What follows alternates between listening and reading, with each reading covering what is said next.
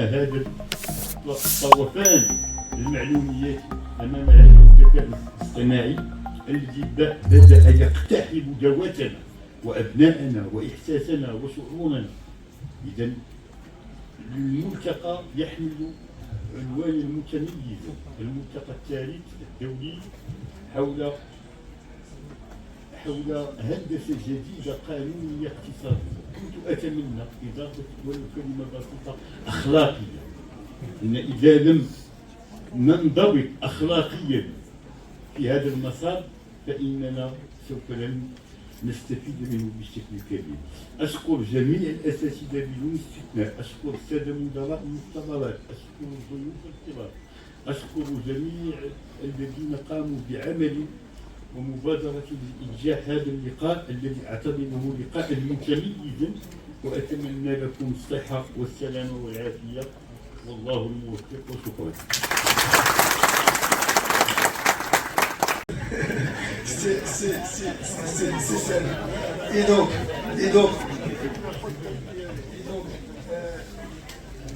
C'est Salim, merci beaucoup pour vos mots très sincères. On vous apprécie beaucoup et du fond du cœur. C'est ça. Mille merci. Maintenant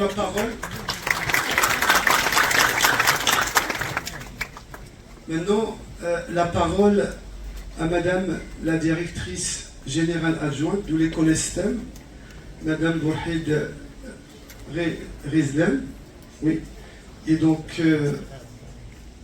Madame, à vous la parole.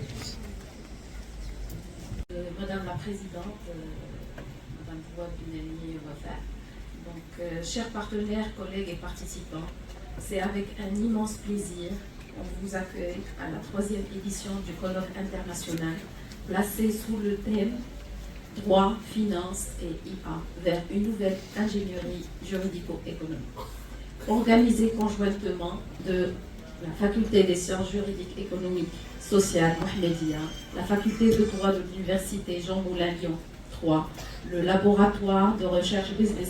أستاذ عادل الوليد، أستاذ التعليم العالي جامعة الحسن الثاني الدار البيضاء، ومنسق المؤتمر الدولي تحت عنوان القانون والمالية والذكاء الاصطناعي. هذا المؤتمر ينظم بشراكة مع جامعة ليون 3 جون مولان ومؤسسة استام كازابلانكا. من خلال هذه الشراكة اللجنة العلمية التابعة للمؤتمر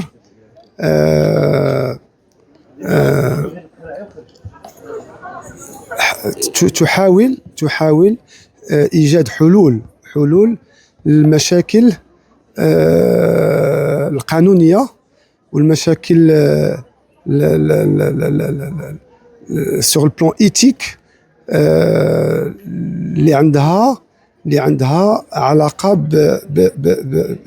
بالذكاء الاصطناعي. الذكاء الاصطناعي هاد الانتيليجنس ارتيفيسيال خص يكون عندها واحد الإطار قانوني وممارسة أخلاقية. هاد الذكاء الاصطناعي ما خصوش تكون عنده واحد الممارسة عشوائية، خصو تكون الممارسة هي مقننة من خلال نصوص قانونية ومن خلال واحد التسيير اللي هو عقلاني ومسؤول. هذا الشيء اللي تنحاولوا نبينه من خلال هذا المؤتمر، لأن الذكاء الاصطناعي تيمكن الإنسان يربح الوقت من خلال الاستعمالات ديالو، ولكن الاستعمال ديالو ما تيكونش عنده واحد الدقة اللي تتكون عند الإنسان. ولهذا الذكاء الاصطناعي ما عمره غادي يكون البديل ديال الإنسان هو اللي غادي يبقى غادي يبقى في القمة، والذكاء الاصطناعي راه تيبقى ذكاء اصطناعي. وتنشكركم. مرحبا. هذا المؤتمر تيحفز الطلبة والطلبة الباحثون باش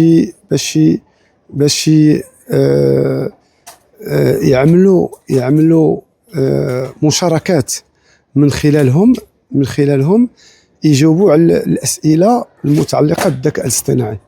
وهذا المؤتمر هو درناه وسيل لطلبة الدكتوراه، لأن دابا طلبة الدكتوراه عدد كبير منهم تيخدموا على الذكاء الاصطناعي.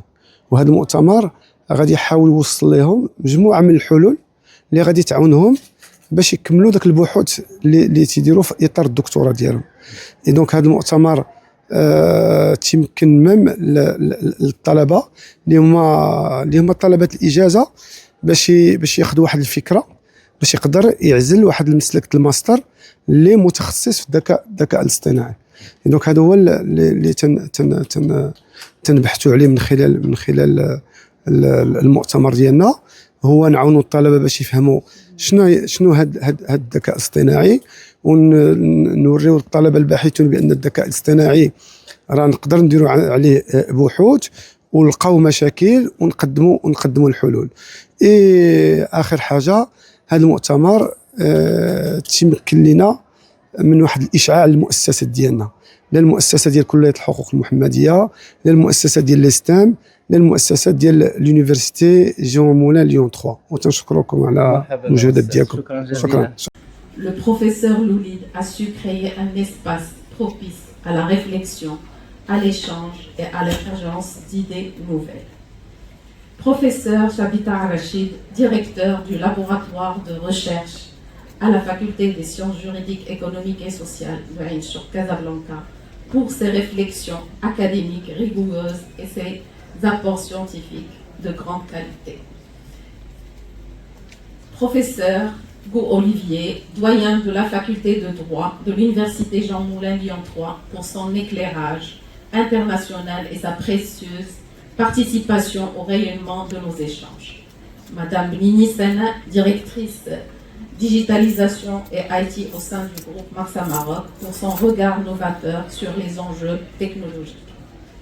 La promotion d'une recherche scientifique de qualité au service des enjeux contemporains. Nous sommes honorés de la participation de chercheurs, professionnels et acteurs institutionnels de haut niveau venus partager leur expertise et vision d'avenir dans un cadre propice à l'échange et à la collaboration. Je remercie chaleureusement tous les organisateurs, intervenants et partenariats pour leur engagement et leur contribution à la réussite de cet événement. Je vous souhaite à toutes et à tous un colloque riche en apprentissage, en débat et en perspective. إذن بسم الله الرحمن الرحيم، والصلاة والسلام على مولانا رسول الله وآله وصحبه الأستاذ محمد شادي، عميد كلية العلوم القانونية والاقتصادية والاجتماعية المحمدية جامعة الحسن الثاني. إذن اليوم تنظم الكلية الحقوق بالمحمدية ندوة حول القانون، المالية والذكاء الاصطناعي. وكما تعلمون فإن الذكاء الاصطناعي أصبح يدخل في جميع الميادين. أننا أصبحنا نجد أن الذكاء الاصطناعي يمكن أن يستعمل في إطار القانون، وكذلك يمكن أن يستغل في إطار المالية من أجل تدبير أحسن للمؤسسات، سواء المؤسسات الخاصة أو المؤسسات العامة.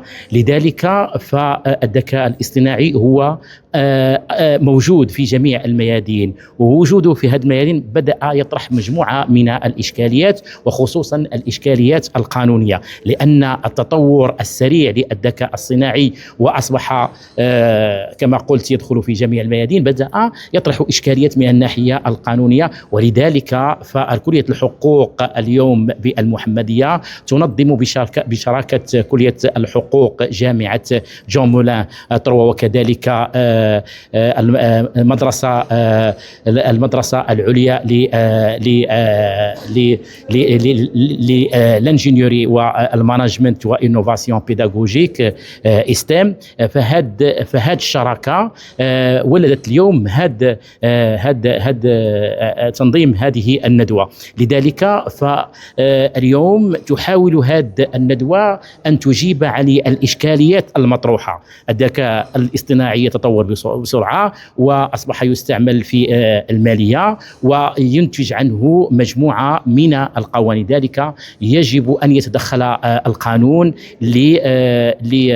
للإحاطة بجميع التداعيات التي يمكن أن يخلفها التدخل والتطور السريع للذكاء الاصطناعي في المنظومة المالية، سواء بالنسبة للشركات العمومية أو الشركات الخاصة. وهي كذلك مناسبة لكي يلتقي المجموعة من الأساتذة الباحثون سواء في القانون أو في المالية أو في الذكاء الاصطناعي من أجل تبادل الخبرات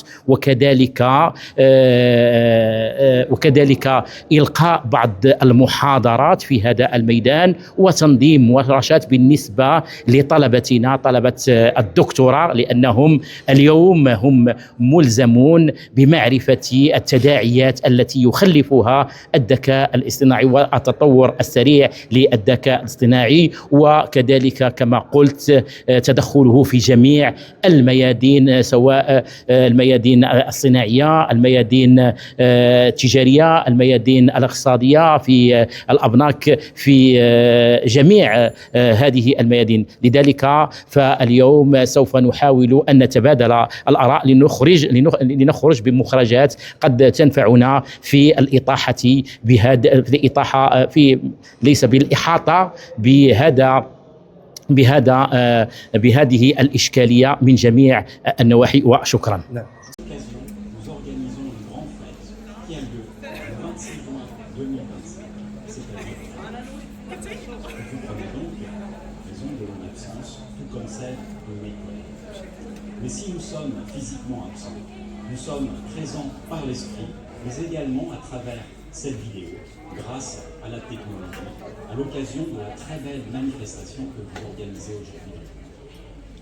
Il est inutile d'insister sur l'intérêt d'organiser un colloque sur l'intelligence artificielle.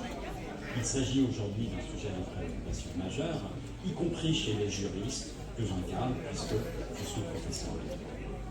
D'ailleurs, un règlement européen a été adopté le 13 juin 2024 sur l'intelligence artificielle et une directive d'octobre 2024 est venue préciser la façon dont les dommages devront être réparés lorsque un préjudice aura été causé par l'intelligence artificielle. بالنسبة للذكاء الاصطناعي كما قلت الذي أصبح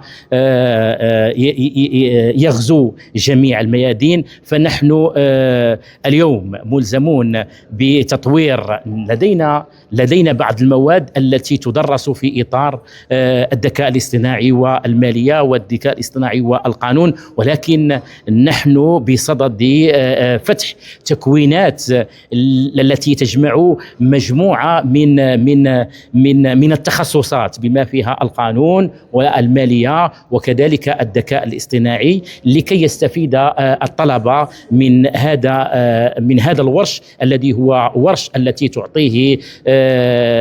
يعطيه المملكة المغربية أولوية قصوى، وعلى رأسهم صاحب الجلالة الملك محمد السادس نصره الله وأيده. وشكرا.